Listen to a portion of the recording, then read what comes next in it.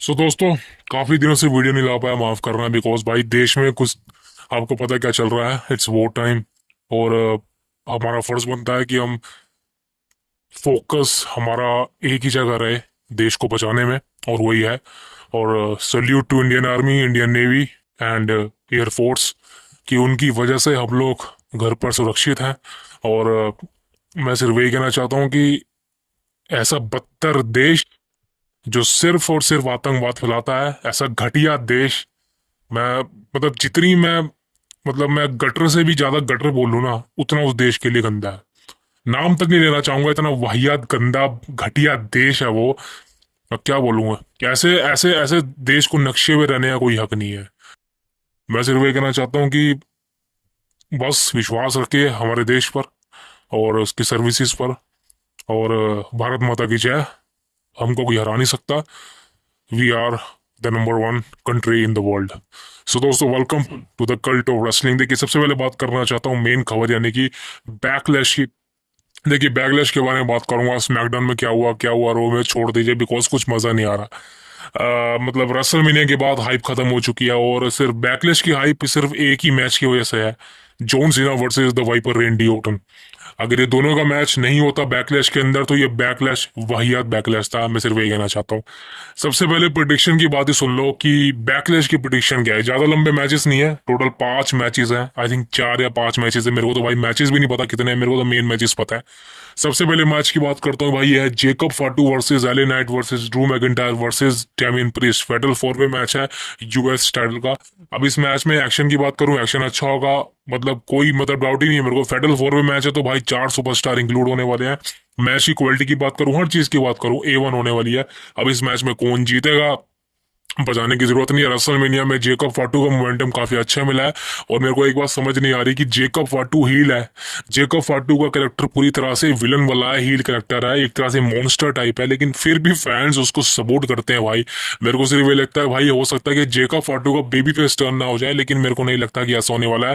Fans support कर रहे हैं जेकब फाटू को, उसका नाम ले रहे हैं हील होने के बावजूद भी। सोचो भाई कितनी बड़ी बात है।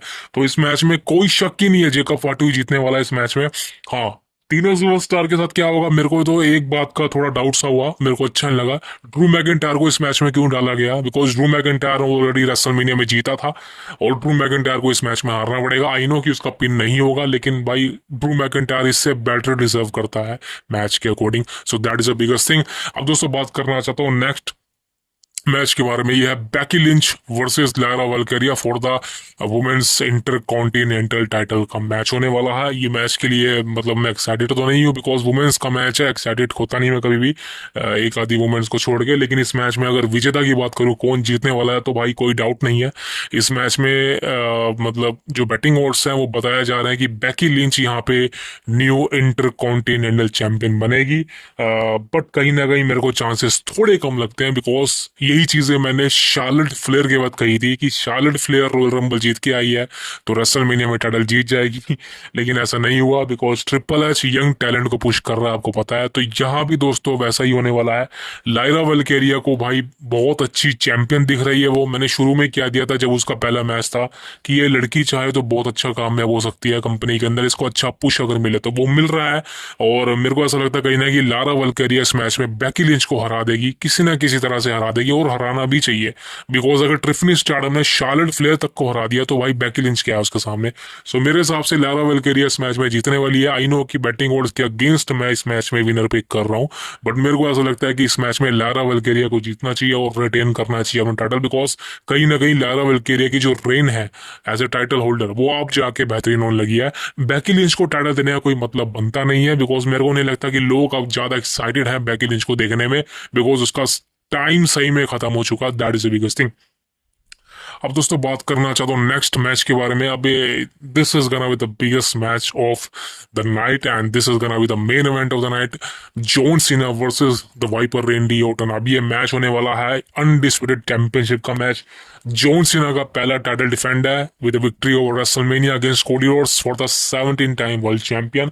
तो John Cena versus Randy Orton, ये वो मैच है मैं जितना कहूँ उतना कम है। इस मैच की जितनी तारीफें करूँ ना उतना इस मैच के बारे में कम है। तो सिंपल सी भाषा में सिर्फ ये कहना चाहता हूँ भाई, कौन जीतने वाला है तो कोई डाउट नहीं है इस मैच में भाई, एक ही बंदा जीतने वाला है, आपका favourite the greatest superstar of all time, John Cena. जी हाँ दोस्तों, जॉन सीना इस मैच में जीतने वाला है और रेंडी ओटन को हरा देगा क्लियर, कोई डाउट ही नहीं है भाई। और बहुत लोग कह रहे थे कि भाई जॉन सीना चीटिंग करेगा, तो ये चीटिंग करे ना करे एक घंटा फर्क नहीं पड़ता, मेन है कि जॉन सीना इस मैच में टाइटल को रिटेन करे, वो बहुत ही ज्यादा जरूरी है।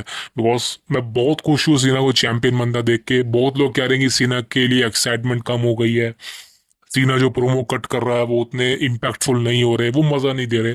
भाई आज अगर आपने स्मैकडाउन का एपिसोड देखा है तो जॉन सीना का प्रोमो आपको अच्छा लगा होगा, हसल लॉयल्टी रिस्पेक्ट पूरी तरह से डिटेलिंग में प्रेजेंट किया है जॉन सीना ने, और जो भी चीज़ हुई वो बेहतरीन थी। तो मेरे हिसाब से तो भाई मैं इस मैच के लिए एक्साइटेड हूँ, सीना वर्सेस ओटन, लास्ट एवर मैच ये होने वाला है। अब कौन जीतेगा इस मैच में कोई डाउट ही नहीं, जैसे बताया कि सीना जीतने वाला है, लेकिन हाँ ओटन क्लियर नहीं हारेगा।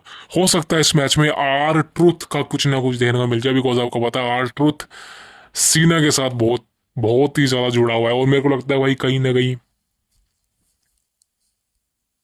और अगर आर ट्रूथ की सेगमेंट होगी जॉन सीना के साथ तो इससे बेहतरीन चीज कुछ नहीं हो सकती। आर ट्रूथ का कुछ ना कुछ इंपैक्टफुल देखने को मिल सकता है इस मैच का इंटरफेरेंस के थ्रू, लेकिन हाँ ओटन क्लियर नहीं हारेगा, ये बात कंफर्म कह देता हूँ, that is the biggest thing. अब दोस्तों बात करना चाहता हूँ नेक्स्ट मैच के बारे में, और ये नेक्स्ट मैच क्यों बोल रहा हूँ, बिकॉज एक मैच हो रहा है, ये है पैट मैकेफे वर्सेस गुंथर। अब मुझे नहीं पता पैट मैकेफे क्यों बैकलैश में कम्पीट कर रहा है, बैकलैश कोई बड़ा इवेंट तो है नहीं, और पैट मैकेफे का लास्ट मैच जो था प्रॉपर रेसलिंग मैच था, वो रेसलमेनिया 39 के अंदर था अगेंस्ट दम्बीज, वो एक सरप्राइज मैच था। लेकिन उसके बाद से पैट मैकेफे ने कम्पीट नहीं किया, तो मेरे को ऐसा लग रहा था कहीं ना कहीं पैट मैकेफे को बड़ी इवेंट पे कम्पीट करना चाहिए, जैसे कि समर स्लैम के आसपास। बट चलो, पैट मैकेफे एक अच्छा रेसलर भी है, जी हाँ आपको शायद नहीं पता होगा, पैट मैकेफे अच्छी रेसलिंग करता है, उतनी अच्छी नहीं है लेकिन अच्छा है, आपको देखने में मजा आएगा। आप उसके बारे में आप उसकी बेइज्जती नहीं करोगे, that is the biggest thing. अब पेट मैकेफे वर्सेस गुंथर का मैच होने वाला है। अब क्या बोलूँ मैं इस मैच के बारे में भाई, इस मैच के वो बोलना कुछ है ही नहीं, बिकॉज एक्साइटमेंट नहीं है। और इस मैच में क्लियर है भाई, कोई डाउट ही नहीं है, गुंथर डोमिनेट कर देगा पेट मैकेफे को। अब मुझे नहीं पता भाई पेट मैकेफे को क्यों उतारा गया इस मैच में, कोई स्टोरी भी नहीं थी, कुछ ऐसा मजा भी नहीं आया।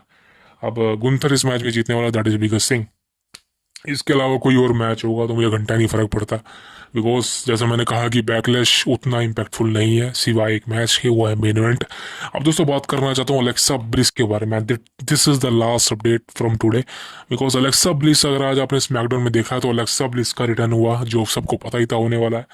अब यहाँ पे दोस्तों अलेक्सा ब्लिस को देख के मैं काफ़ी डिसअपॉइंटेड हुआ, क्यों हुआ, बिकॉज मैं अलेक्सा ब्लिस, मतलब I I love this girl man, I love how she's how she perform on the mic, और जिस तरह से उसने रेसलिंग करी है, मतलब मैं कहना चाहता हूँ अलेक्सा ब्लिस उसके जितनी, मतलब उस बंदी ने ट्रिश स्ट्रैटस को फेल कर दिया था अपने समय में, 2017-18 की बात कर रहा हूँ। लेकिन अगर आज मैं देखता हूँ अलेक्सा ब्लिस को तो भाई दुख होता है उसको देखे, क्यों, बिकॉज वो पुश जो उसको मिलना चाहिए वो उसको नहीं मिल रहा है। वो अलेक्सा ब्लिस को जोबर बना दिया भाई, मैं सही कहना चाहता हूँ। आप मेरे को बताइए, मतलब क्या बोलूँ भाई, जितनी तारीफ करूँ उतनी कम है इस बंदी के बारे में। तो अलेक्सा ब्लिस के बारे में सिर्फ ये कहना चाहता हूँ भाई, अलेक्सा ब्लिस का जो भी अंकल हाउडी के साथ वर्ल्ड 6 का चक्कर चल रहा था वो शायद रुक चुका है, मेरे को ऐसा लग रहा है। लेकिन भाई अलेक्सा ब्लिस सिस्टर एबी की लगा रही है तो कहीं ना कहीं वो चीज़ हो सकती है। लेकिन आज अलेक्सा को देख के भाई निराश हुआ मैं, आई नो कि उसका रिटर्न हो गया, अच्छी बात है, लेकिन वो हर हफ्ते दिखे तो अच्छा है। वैसे तो शर्म की बात है कि आपने अलेक्सा ब्लिस जैसे डीवा को रेसलमेनिया में मैच नहीं दिया, यह आपके लिए सबसे बड़ी, क्या बोलूं भाई।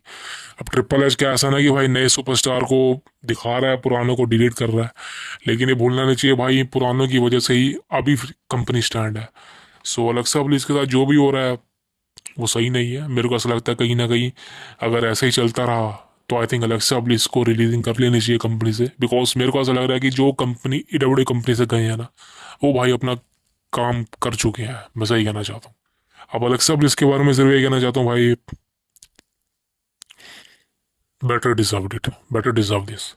और मैं नहीं चाहता कि अंकल हाउडी के साथ रिटर्न जो भी चीज़ हो, मैं चाहता हूँ कि अलेक्सा प्लीज सिंगल रिटर्न जो हो चुका करे, और अपना वही सिंगल कैरेक्टर जो जो मैं मांग रहा हूँ एज अ गोडस, वो मतलब उसमें काम करे, that is a biggest thing. अब इसके अलावा तो कोई मतलब I am not happy with that, I am not happy with that. So that is the biggest thing. अब दोस्तों बात करना चाहता हूँ, एंड मतलब this is a very shocking thing because जैसा कि मैंने पिछली वीडियो में कहा था, जो कि 3-4 दिन पहले आई थी, कि जो ट्रिपल एच है और जो निक खान है और जो आई थिंक इनके जो वो कितने बंदे हैं, वो कहीं ना कहीं टिकट की प्राइसिंग हाई कर रहे हैं। अब इसके पीछे की सबसे बड़ा वजह निकल के सामने आ रही है। वो वजह वही थी जो मैंने आपको बताई, एज अ बजट कट। क्यों? बिकॉज इन्होंने किसी नए सुपरस्टार को साइन करना है। जैसे कि आपको पता है कि अभी फिलहाल इन्होंने रुसेफ को बुलाया वापसी, उसके बाद एलिस्टर ब्लैक का रिटर्न करवाया। तो ऐसे कई सुपरस्टार है जिनको डब्ल्यू कंपनी चाहती है। अब एक नाम सामने आ रहा है, वो है मरिया मेका। अब ये कौन है? ये AEW कंपनी की रेसलर है, फीमेल रेसलर है और काफ़ी ज़्यादा पॉपुलर है वहाँ पे। बहुत अच्छे मैचेस देती है, बहुत अच्छी सेगमेंट देती है और काफ़ी कमाल दिखती है। अब बताया जा रहा दोस्तों कि मरिया मेका डब्ल्यू कंपनी में आना कंफर्म है। जी हाँ दोस्तों, कंफर्म है, कंफर्म है। मरिया मेका कॉन्ट्रैक्ट एंड होने वाला है इस साल सितंबर या अगस्त के आसपास। तो वहाँ मतलब वही एंड के बाद आपको पता है कि शिफ्ट करते हैं ये, जैसे कि जेड कारगिल ने किया था वैसे ही मरिया में करेगी, शिफ्ट कर जाएगी डब्ल्यू कंपनी के अंदर और कॉन्ट्रैक्ट ऑफर हो चुका है। आप देखते हैं कि भाई किस तरह से मरिया मे का डेब्यू होता है कंपनी के अंदर। अब चलो ये बात आपकी अच्छी है कि आप नए सुपरस्टार को साइन कर रहे हो, लेकिन ये कहाँ से बात सही होगी कि भाई ये बजट कट का नाम दे रहे हो, पुराने सुपरस्टार को निकाल रहे हो क्योंकि आपको ऐसा लगता है कि वो आपके काम की नहीं है। ब्रॉन स्ट्रोमैन कहाँ से आपका काम का नहीं है? अलेक्सा ब्लिस कहाँ से आपकी काम की नहीं है? डकोटा काई कहाँ से आपकी काम की नहीं है? कोरा जेड कहाँ से आपके काम की नहीं है? मेरे को सिर्फ ये लगता है कि ये सिर्फ आपका एक मतलब देखने का नजरिया है कि आपको ऐसा लगता है कि ये बंदे सुपरस्टार काम के नहीं है। सो इसके बारे में मैं क्या कहूँ भाई, बस मैं ये कहना चाहता हूँ भाई, जो कंपनी कर रही है वो सही नहीं है। अब टिकट की प्राइसिंग हाई कर देना, कोई कंटेंट ना हो, सिर्फ एक ही मैच के लिए हाई बनाई हो बैकलैश के अंदर, कहाँ से मजा आएगा?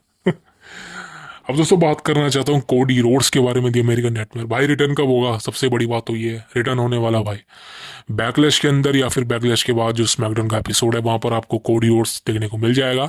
वैसे बताया जा रहा है कि 17 मई का जो एपिसोड है वहां पे कोडी आने वाला था, लेकिन पैकअप हो गया, वहां पे कोडी नहीं आएगा। अब कोडी रोड्स अपनी फैमिली के साथ टाइम व्यतीत कर रहा है, that is the biggest thing. यही मेन रीजन है कोडी रोड्स गायब है, और होना भी चाहिए बिकॉज टाइटल हार चुका है अपना।